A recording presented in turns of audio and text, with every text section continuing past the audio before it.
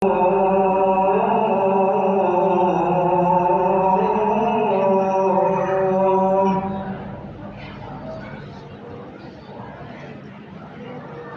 على الصلاة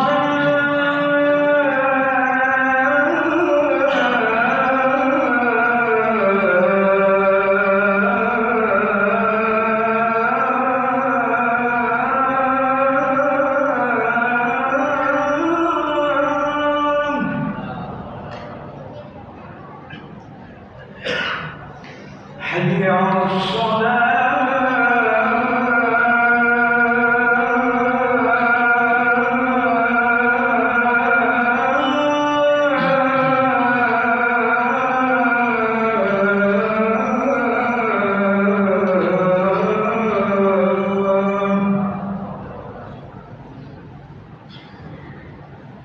حي على الفلاح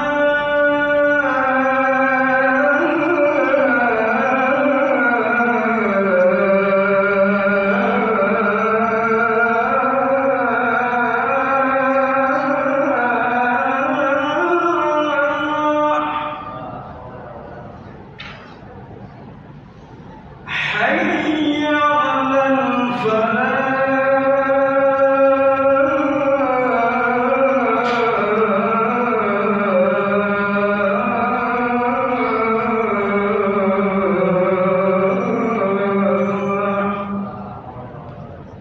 الله أكبر الله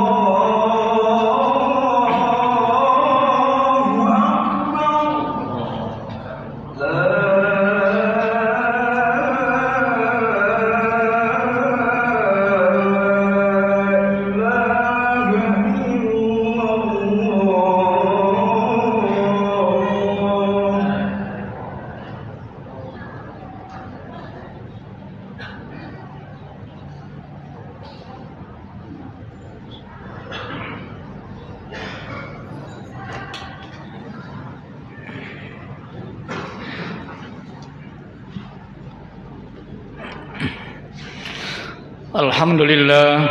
Alhamdulillahilladzi 'allama bil qalam 'allamal insana ma lam ya'lam.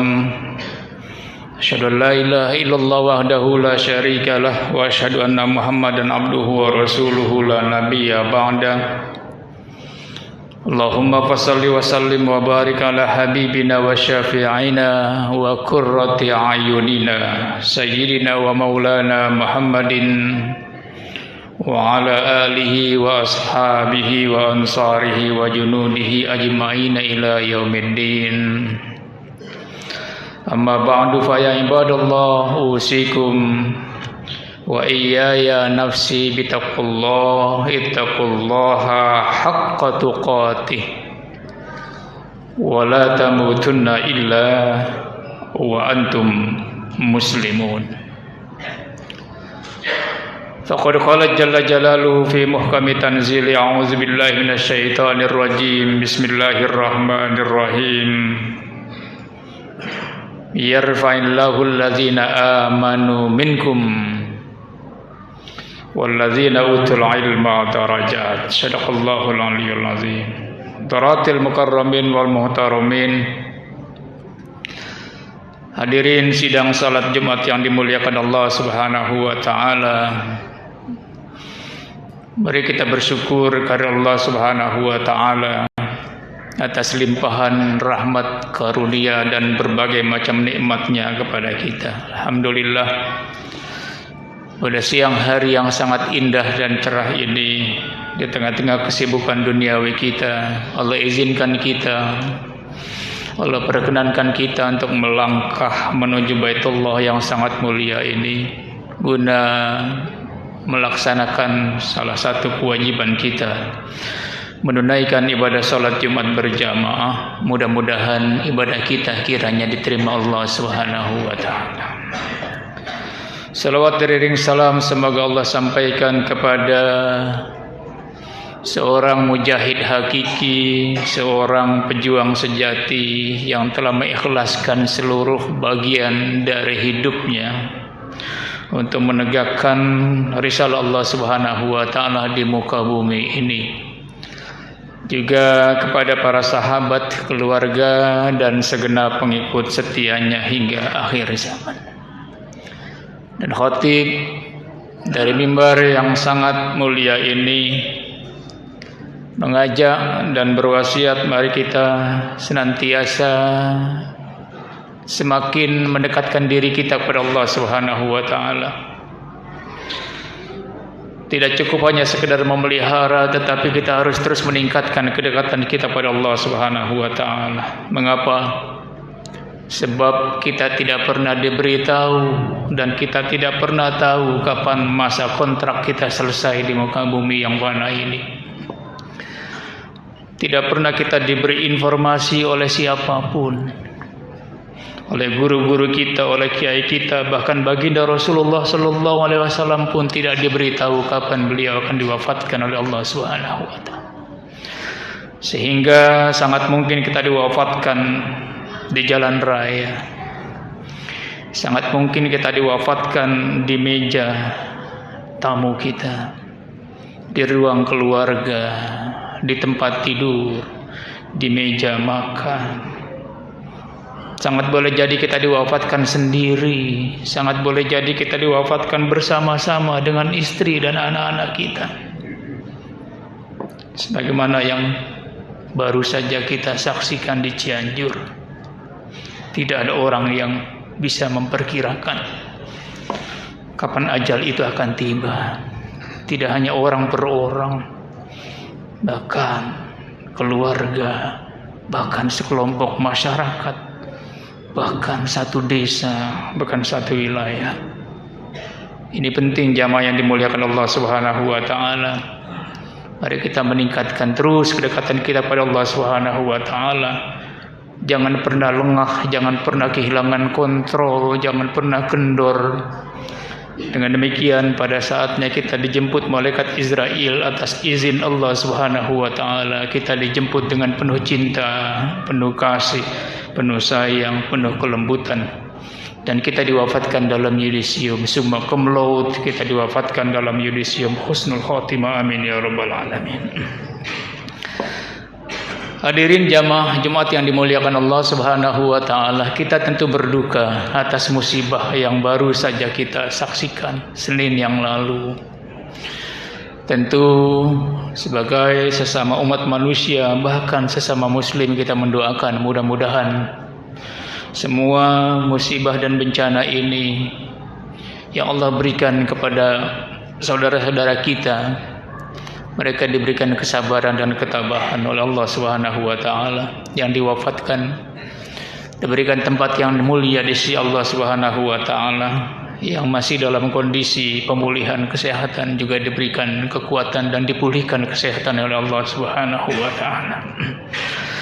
Jamaah yang dimuliakan Allah Subhanahu wa taala, tapi khutbah pada kesempatan yang sangat singkat ini adalah berilmu yang dimuliakan oleh Allah Subhanahu wa taala. Hadirin yang berbahagia,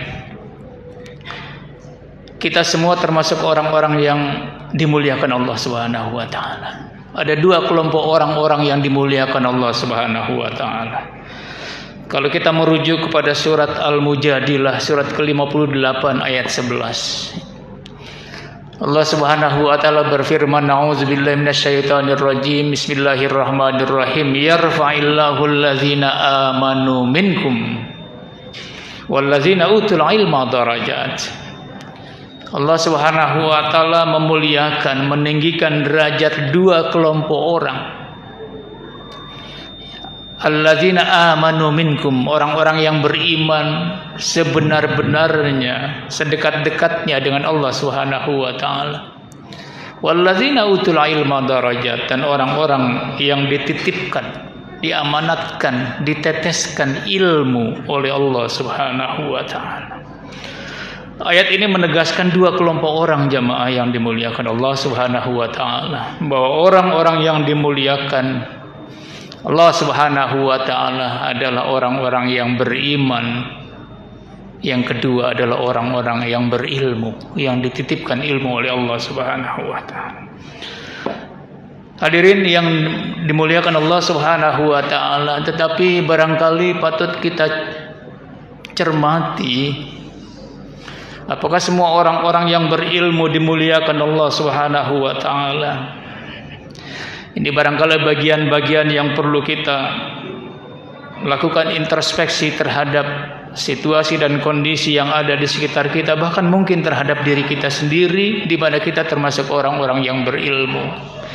Dijaminkan oleh Allah Subhanahu wa taala kita orang-orang yang berilmu, yang dititipkan ilmu ini dimuliakan oleh Allah Subhanahu wa taala. Di dalam kitab Al-Azkar An-Nawawiyah, Imam Abu Zakaria Yahya Muhyiddin bin Syaraf An-Nawawi mengutip sebuah doa yang sangat populer. Barangkali doa ini sering kita baca pada salat. Beliau mengutip sebuah doa Rasulullah sallallahu alaihi wasallam dalam Al-Azkar An-Nawawiyah, Allahumma inna na'udzubika min ilmin la yanfa' wa min qalbin la yahsha wa min nafsin la tashba' wa min da'watin la yustajabu laha. Kata Rasulullah sallallahu alaihi wasallam dalam munajatnya, ya Allah, ya Tuhan kami, ya Rabb, inna na'udzubika min ilmin la yanfa'. Kami berlindung kepadamu ya Rabb dari ilmu yang kami miliki, yang kau titipkan, yang kau amanahkan kepada kami, tetapi ilmu itu tidak memberikan manfaat. Wa min qalbin la yakhsha, dari hati yang tidak pernah tunduk padamu ya Rabb. Wa min nafsin la tashba, dari jiwa ini yang tidak pernah selesai, tidak pernah tuntas, terbelenggu oleh hawa nafsu. Wa min da'watin la yustajabu laha, dan dari munajat dan doa-doa yang kami panjatkan tetapi tak kau hiraukan, tak kau dengar, tak kau ijabah. Hadirin yang dimuliakan Allah Subhanahu wa taala, yang menarik dari doa Rasulullah sallallahu alaihi wasallam ini adalah inna na'udzubika min ilmin la yanfa. Ya Rabb, kami berlindung kepadamu ya Rabb dari ilmu yang kami miliki, yang kau amanahkan, yang kau teteskan, yang kau ajarkan kepada kami, tetapi ilmu itu tidak memberikan manfaat. Sehingga banyak ulama-ulama kemudian yang menyatakan berdasarkan hadis ini, ada orang-orang yang berilmu yang tidak dimuliakan Allah Subhanahu wa taala. Siapa dia? Orang yang memiliki ilmu, yang dititipkan ilmu oleh Allah Subhanahu wa taala, yang diamanatkan ilmu oleh Allah Subhanahu wa taala, tetapi ilmunya tidak diamalkan, tidak memberikan manfaat. Tidak usah kita berbicara soal berapa banyak ilmu yang kita miliki, betapa berkualitas ilmu yang kita miliki. Ilmu salat duha banyak kita tahu. Sejak sekolah dasar kita tahu, ibtidaiyah kita tahu, ilmu salat duha kita sudah diberitahu. Tetapi seberapa banyak orang-orang di antara yang tahu ilmu salat duha, dia mengamalkan ilmu tentang salat duha itu? Berapa banyak dia melakukan salat duha dalam seminggu, padahal dia tahu ilmu itu. Ilmu tentang puasa sunnah, ilmu tentang membaca Al-Quran, tahu dia ilmu membaca Al-Quran, dia pelajari betul itu. Tetapi berapa banyak dia mengamalkan membaca Al-Quran dalam sehari, dalam satu minggu, dalam satu bulan, bahkan mungkin tidak sama sekali, mungkin lalai. Padahal tahu betul ilmu tentang membaca Al-Quran dan tahu betul fadilah membaca Al-Quran. Salat tahajud juga demikian. Betapa dimuliakan, ditinggikan derajatnya, maqam mahmudah orang yang tahu ilmu tentang salat tahajud. Tetapi berapa banyak orang yang tetap tidur nyenyak pada malam hari, tidak bangun malam, padahal dia sudah sangat tahu tentang ilmu salat tahajud itu, tetapi ilmu tentang salat tahajud itu tidak diamalkan sehingga tidak memberikan manfaat. Maka orang-orang yang berilmu tetapi tidak dimuliakan oleh Allah Subhanahu wa taala adalah orang yang dititipkan ilmu tetapi tidak diamalkannya, sehingga dia tidak tahu dan tidak merasakan manfaat ilmu yang diberikan Allah Subhanahu wa taala. Ilmu hanya ada dalam catatan-catatan, buku-buku, tulisan-tulisan, skripsi, disertasi. makalah-makalah, seminar-seminar, simposium-simposium didiskusikan, diperdebatkan. Bahkan kadang-kadang berdebatnya dengan hawa nafsu juga. Tapi banyak yang tidak diamalkan. Orang-orang yang berilmu semacam ini adalah orang-orang yang berilmu tetapi tidak dimuliakan Allah Subhanahu wa taala. Lalu yang kedua, hadirin yang dimuliakan Allah Subhanahu wa taala, adalah orang yang berilmu tetapi dengan ilmu yang diamanatkan itu tidak membuat dia semakin dekat dengan Allah Subhanahu wa taala. Malah semakin jauh dengan Allah Subhanahu wa taala, padahal sumber ilmu adalah Allah Subhanahu wa taala, tetapi dia melupakan sumbernya. Ilmu yang diamanatkan, gelarnya luar biasa banyak, tetapi enggak sempat dia salat berjamaah ke masjid. Sibuk dari satu tempat ke tempat yang lain, mengajar dari satu tempat diskusi, seminar, simposium, pertemuan ilmiah antar negara. Ilmunya luar biasa, tetapi nggak sempat dia salat berjamaah, nggak sempat baca Al-Quran yang dibaca, makalah, disertasi, bahan-bahan untuk seminar, nggak sempat baca Quran. Semakin tinggi ilmunya, semakin gak sempat baca Quran, semakin gak sempat salat jamaah, bahkan gak sempat berangkat haji, gak sempat berangkat umroh. Karena waktunya disibukkan dengan ilmu yang dimilikinya. Kesibukan itu terus membuatnya jauh dari Allah Subhanahu wa taala. Apalagi duduk tafakur malam, salat tahajud, menangis di hadapan Allah Subhanahu wa taala, itu semakin gak sempat. Begadang malam, membuka-buka literatur, bahan keilmuan. Bukan begadang malam, duduk bersimpu di hadapan Allah Subhanahu wa taala, duduk dan melaksanakan salat tahajud. Gak sempat. Orang yang berilmu yang semakin menjauhkan dirinya dari Allah Subhanahu wa taala adalah orang yang tidak dimuliakan Allah Subhanahu. Lalu yang ketiga, hadirin yang dimuliakan Allah Subhanahu wa taala, adalah orang-orang yang dititipkan ilmu oleh Allah Subhanahu wa taala tetapi di dalam dirinya tidak ada rasa khasyah. Tidak ada rasa takut akan kebesaran dan keagungan Allah Subhanahu wa taala. Gak ada rasa takut, tidak ada rasa khasyah. Ilmu ekonomi yang dimilikinya, ilmu akuntansi yang dimilikinya digunakan untuk hal-hal yang negatif, untuk menipu, untuk mengelabui angka-angka. Tidak ada rasa takut, tidak ada rasa khasyah akan kebesaran Allah Subhanahu wa taala. Tidak merasa diawasi, tidak merasa dipantau, karena rasa khasyah tidak ada dalam dirinya. Maka hadirin yang dimuliakan Allah Subhanahu wa taala, wajar kalau ada hakim agung yang ditersangkakan. Bukan karena tidak mengerti ilmu hukum, bukan. Sangat mengerti ilmu hukum. Justru karena dia mengerti ilmu hukum, kemudian dia menjadi hakim agung. Tapi kenapa ditersangkakan? Bukan karena tidak mengerti ilmu hukum, ilmunya banyak, tetapi rasa khasyah itu tidak ada dalam dirinya. Tidak ada rasa takut akan kebesaran Allah Subhanahu wa taala, tidak merasa dipantau, tidak merasa dilihat. Kalau sudah model begini, bukan dimuliakan Allah Subhanahu wa taala, direndahkan, dihinakan Allah Subhanahu wa taala. Tidak hanya dirinya yang bersangkutan, tetapi keluarganya, istrinya, anak-anaknya, keturunannya, bahkan dari mana tempat tinggalnya, kompleknya, sukunya, dihinakan Allah Subhanahu wa taala. Ada hakim yang dihakimi, bukan menghakimi. Ada pengacara yang dibela, bukan membela. Ada jaksa yang dituntut, bukan menuntut. Luar biasa.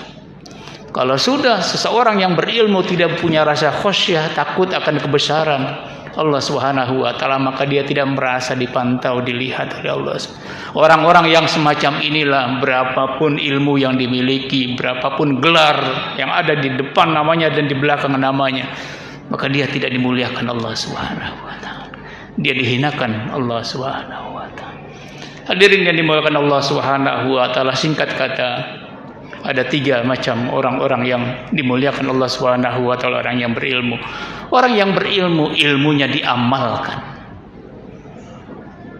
Orang yang berilmu, ilmunya semakin membuat dia dekat dengan Allah Subhanahu wa taala, bukan semakin membuat dia jauh dari Allah Subhanahu wa taala. Dan yang ketiga, orang yang berilmu tetapi dia memiliki rasa khasyah, merasa dipantau, dilihat oleh Allah Subhanahu wa taala. Maka Ibnu Athaillah Al-Iskandari dalam kitab Al-Hikam, beliau memberikan nasihat kepada kita semua. Al-ilmu in qaranatul khasyah falaka wa illa fa'alaika. Ilmu itu kalau dibarengi dengan rasa khasyah, rasa takut akan kebesaran Allah Subhanahu wa taala, maka dia akan memberikan manfaat. Wa illa fa'alaika. Tetapi kalau tidak ada rasa khasyah, takut besaran Allah Subhanahu wa taala, maka akan mencelakakan. Itulah sebabnya mengapa di dalam Al-Quran Al-Mujadilah 58 ayat 11 Allah berfirman, yarfa'illahu allazina amanu minkum wallazina utul ilma darajat. Ilmu iman.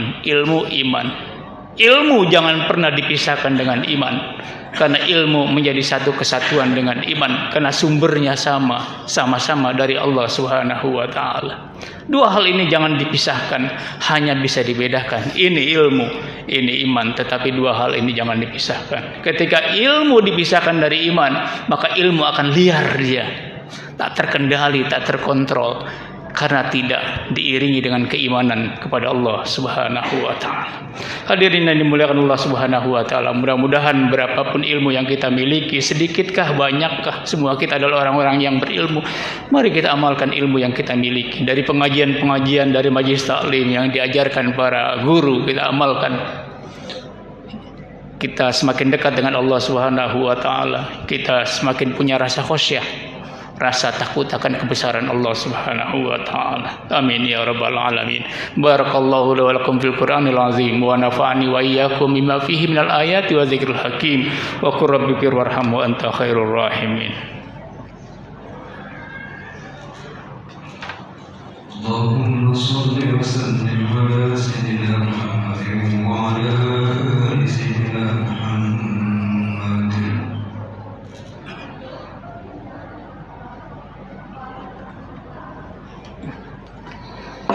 Alhamdulillah hamdan katsiran kama amara, asyhadu an la ilaha illallah wahdahu la syarika lahu raghaman liman jahada bihi wa kafar, wa asyhadu anna Muhammadan abduhu wa rasuluhu sayyidul khalaiqi wal bashar.